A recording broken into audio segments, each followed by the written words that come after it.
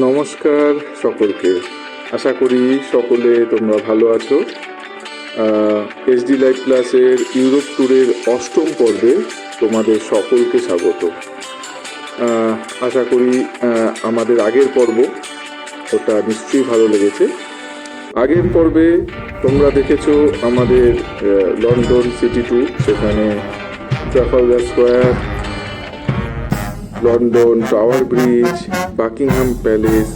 Buckingham প্যালেসে guard change, এরকম বিভিন্ন পর্ব আগের পর্বে তোমাদের দেখিয়েছি। তো এই পর্বটা থাকবে লন্ডন আই। লন্ডন আই এটি লন্ডনের টেমস নদীর দক্ষিণ পাড়ে অবস্থিত ইউকের সবচেয়ে উঁচু ক্যান্টিলিভার্ড হুইল। প্রতি বছর প্রায় 35 লক্ষ ভিজিটর্স এটিতে চড়েন। এটি লন্ডন শহরের একটি আইকনিক ট্যুরিস্ট স্পট। যখন এটি চালু হয়েছিল তখন এটাই ছিল বিশ্বের সবচেয়ে উঁচু ফেরিস হুইল। দূর থেকে এটিকে বাইসাইকেলের চাকার মতো দেখতে লাগে। এই হুইলটিতে 32টি এয়ার কন্ডিশন ক্যাপসুল আছে পর্যটকদের জন্য। মজার ব্যাপার হলো এই ক্যাপসুলগুলোর নাম্বারিং করা হয়েছে 1 থেকে 33 পর্যন্ত, যেহেতু আনলাকি 13 নাম্বারটা পড়ে যাচ্ছে সেই জন্য। প্রতিটি ক্যাপসুলের ওজন 10 টন এবং সর্বাধিক 25 জন ব্যক্তি এটাতে চড়তে পারেন।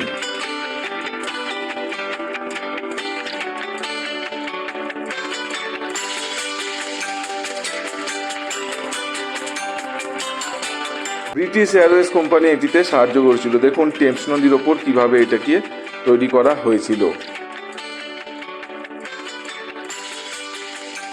তৎকালীন প্রধানমন্ত্রী টনি ব্লেয়ার 1999 সালের 31শে ডিসেম্বর এটির উদ্বোধন করেন। 2000 সালের 9 মার্চ এটি সর্বসাধারণের জন্য চালু হয়। এটি কোনো সরকারি সম্পত্তি নয়। এটির এখন ওনার হলো মার্লিন এন্টারটেনমেন্ট।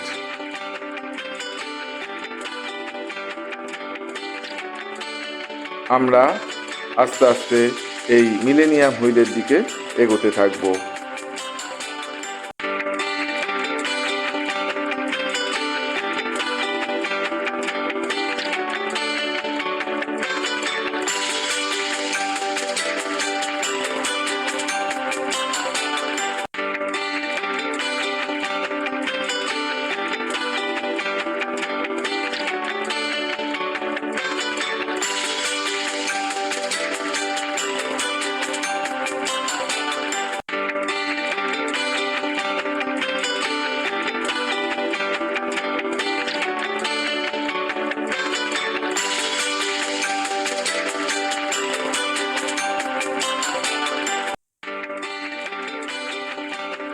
ওই দেখুন লন্ডন আইটা কেমন উঁকি মারছে টেমস নদীর ওপার থেকে। আমরা এখন টেমস নদী ক্রস করে একটা ব্রিজ দিয়ে ওই পারে যাব, তারপর আমরা লন্ডন আই দর্শন করব।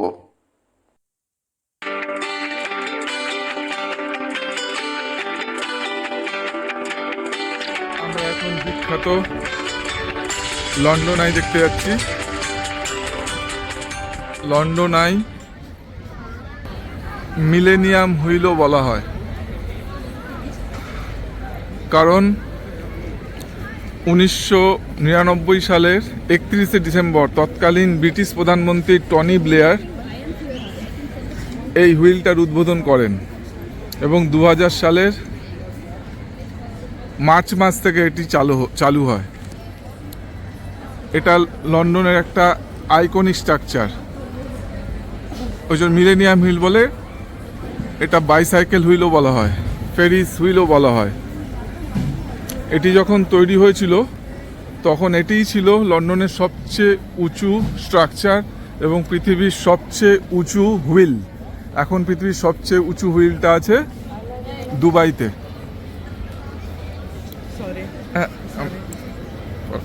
Thank you. দেখুন দেখাচ্ছি, পুরো বাইসাইকেলের একটা চাকার মতো দেখতে। এরপরে আমরা মিলেনিয়াম হুইলে উঠব। তার আগে বলে রাখি একটা এখানে ছোট ছোট ক্যাব আছে। এই ক্যাবের সংখ্যাটা হচ্ছে টোটাল 32টা কিউবিকল আছে। কিন্তু প্রত্যেকটা কিউবিকলের নাম্বারিং করা আছে, সেই নাম্বারিংটা 1 to 33 পর্যন্ত করা আছে।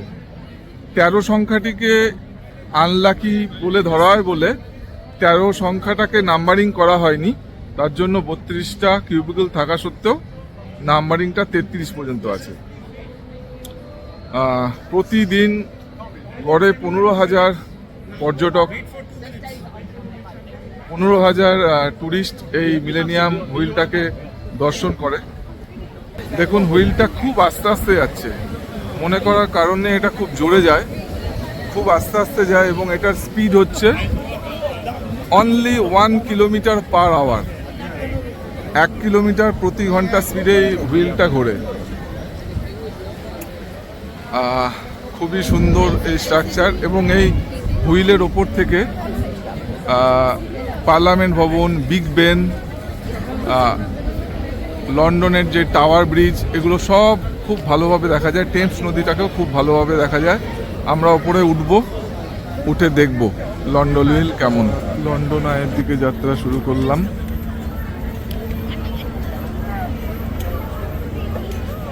লম্বা লাইন, একটা কিউবিকলে 25 জন করে সর্বোচ্চ ক্যাপাসিটি, 25-26 হতে পারে।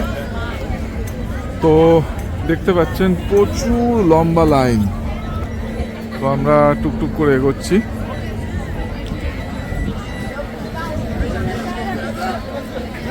এই লাইন ধরে যাব, হয় এখনো অনেক সময় লাগবে, বিরাট লম্বা লাইন।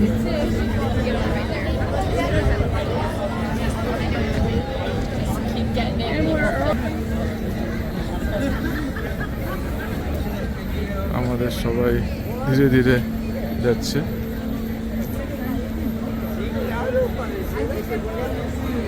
এই যে কিউবিকলগুলো 32টা আছে।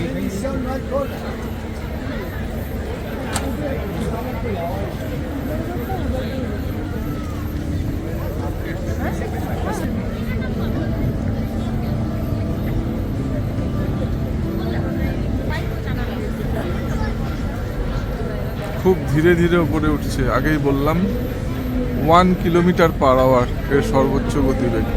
সর্বোচ্চ গতি মানে এই গতিবেগে এটা চলে। আর একটা জিনিস বলতে ভুলে গেছি, এই লন্ডন আইয়ের উচ্চতা হলো 443 ফুট। সেই সময় যখন তৈরি হয়েছিল এটাই ছিল সবচেয়ে উঁচু ফেরিজ হুইল বা ক্যান্টিলিভার্ড হুইল। এখন সবচেয়ে উঁচুটা দুবাইতে আছে। আর এটার ব্যাস হলো 340 ফুট। ভাবতে পারছেন, উচ্চতা 443 ফুট এবং এটার ব্যাস হলো 340 ফুট।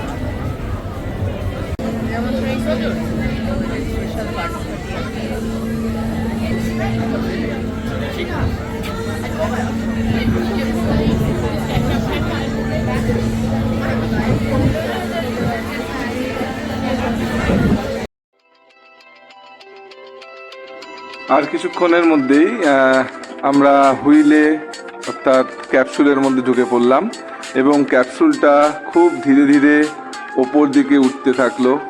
আর তার সাথে সাথে উপভোগ করতে থাকলাম লন্ডন শহরের অসাধারণ দৃশ্য, যেটা কোনো দিন ভুলতে পারবো না। কি অসাধারণ লাগছিল ওপর থেকে পার্লামেন্ট হাউস এবং বিগ বেনকে দেখতে। আমরা ধীরে ধীরে আরও উপরে উঠতে থাকলাম।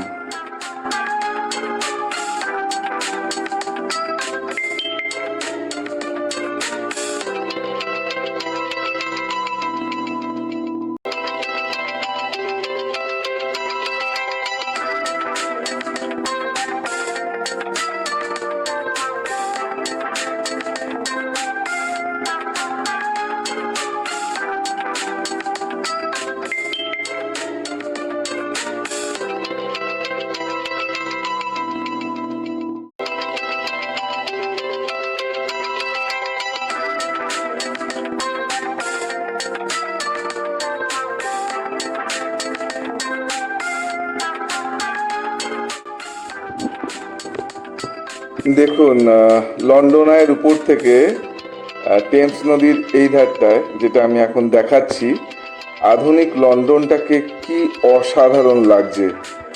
ওফ, মানে আমি এক্সপ্লেন করতে পারবো না, কি অপূর্ব দেখতে লাগছিল।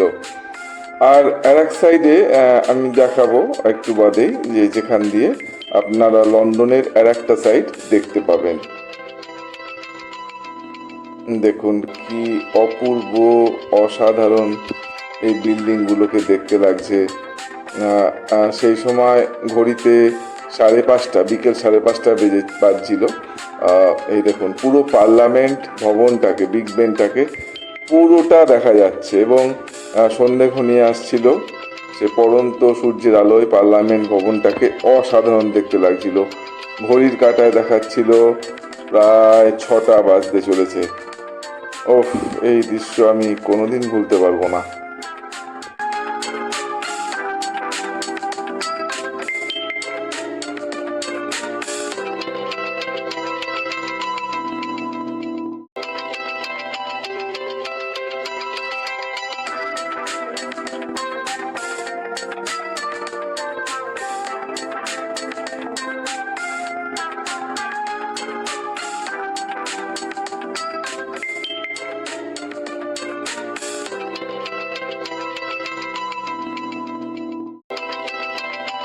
ছোটবেলায় যখন পড়াশোনা করতাম, পাঠ্য বইয়ে পড়তাম যে লন্ডন টেমস নদীর তীরে অবস্থিত।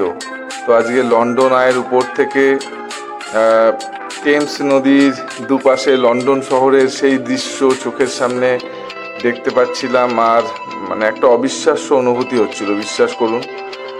সত্যি কথা বলতে কোনোদিন ভাবতেও পারিনি এরকম সৌভাগ্য হবে, টেমস নদীকে একদম এত ভালোভাবে দেখতে পাবো। আমি বোঝাতে পারবো না আমার সেই অনুভূতি।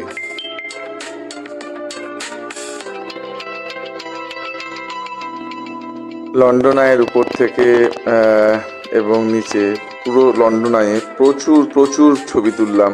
সেই ছবিগুলোই এখন আপনাদের দেখাবো। অনেক অনেক ছবি তুললাম। আর অবশ্যই জানাবেন এই পর্বটা কেমন লাগলো। ভালো লাগলে কমেন্ট করবেন, ভিডিওটা ভালো লাগলে লাইক করবেন, বন্ধুদের সাথে প্রিয়জনদের সাথে শেয়ার করবেন, আর অবশ্যই আমাকে সাপোর্ট করবেন যাতে আমি আরও অনেক ভিডিও বানাতে পারি। চ্যানেলটা প্লিজ সাবস্ক্রাইব করবেন। পরের পর্বে আমরা দেখাবো লন্ডনের পৃথিবী বিখ্যাত মিউজিয়াম, মাদাম তুসো মিউজিয়াম।